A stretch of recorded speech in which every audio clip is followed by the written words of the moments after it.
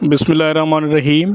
तमाम व्यूअर्स को पैगाम सिंध ऑफिशियल की तरफ से अस्सलाम वालेकुम viewers, I hope you are doing well.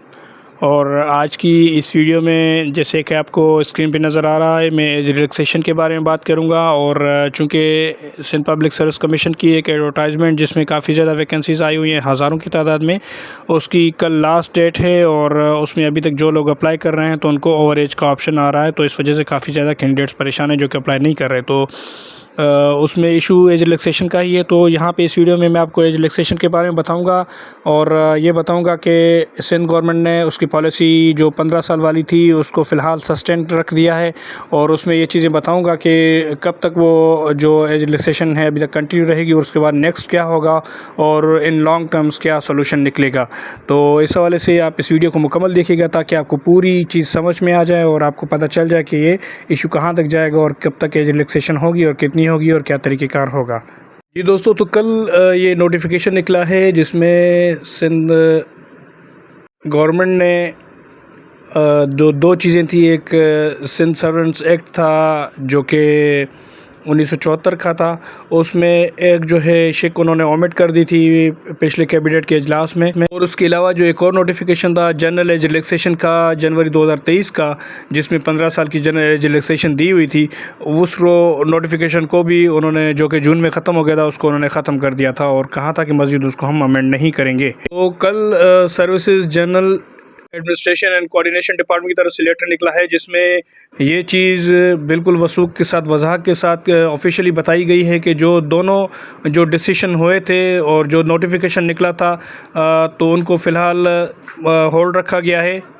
और पहले पैरा में बताया गया कि एक तो वो सिंध सिविल सर्वेंट्स जो रूल्स 1974 का था, एक रूल 12 सब रूल नंबर 2 था, उसको ओमिट कर दिया गया है और उसके साथ साथ जो एक नोटिफिकेशन था उसको भी विड्रॉल कर दिया गया है। लेकिन नीचे पैरा 2 में बताया गया है कि जो ऊपर दोनों चीज़ें मंजूरी के लिए दी गई हैं उनका जो इतलाक़ है वो 1 जनवरी 2025 के बाद होगा। यानी कि एज रिलैक्सेशन अभी तक एप्लीकेबल है और इस हवाले से जितने कैंडिडेट्स हैं जिन्होंने अभी अप्लाई करना है या जो अप्लाई करना चाहते हैं और या जिन्होंने पहले से अप्लाई किया हुआ है बैक डेट्स में, तो उनके ऊपर ये एज रिलैक्सेशन एप्लीकेबल है 15 इयर्स की। और 1 जनवरी 2025 से पहले जितनी भी जॉब्स आएंगी सिंध गवर्नमेंट की से SPSC की, उसमें तमाम कैंडिडेट्स 15 साल की एज रिलैक्सेशन के साथ अप्लाई कर सकते हैं।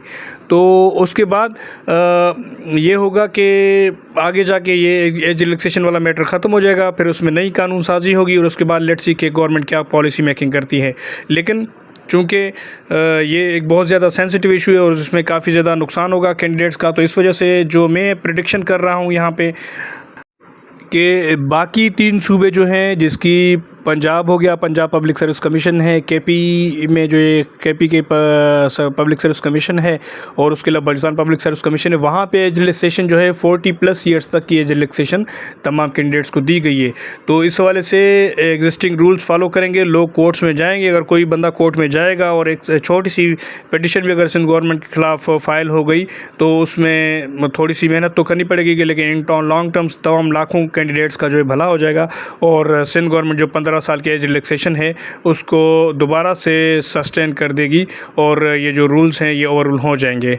तो इस हवाले से परेशान होने की ज़रूरत नहीं है, थोड़ी सी एफ़र्ट लेने की ज़रूरत है। तमाम कैंडिडेट्स को थोड़ा सा एफ़र्ट लेना पड़ेगा और आगे जाके इसको ख़त्म करवाना पड़ेगा, क्योंकि ये चीज़ जो general age relaxation federal public service commission की भी है 5 इयर्स की है और जनरल एज रिलैक्सेशन तमाम कैंडिडेट्स का एक कानूनी और आईनी हक होता है जिससे कोई भी गवर्नमेंट उनको महरूम नहीं कर सकती। तो लिहाजा लेकिन ये कोर्ट मैटर है तो कोर्ट पे लोगों को जाना पड़ेगा और उसके बाद ही ये in long terms for the life time शायद जाके ये ओवर रूल हो जाएगा इंशाल्लाह। तो अपना बहुत ज़्यादा ख्याल रखिएगा, दुआ में याद। अल्लाह हाफ़िज़।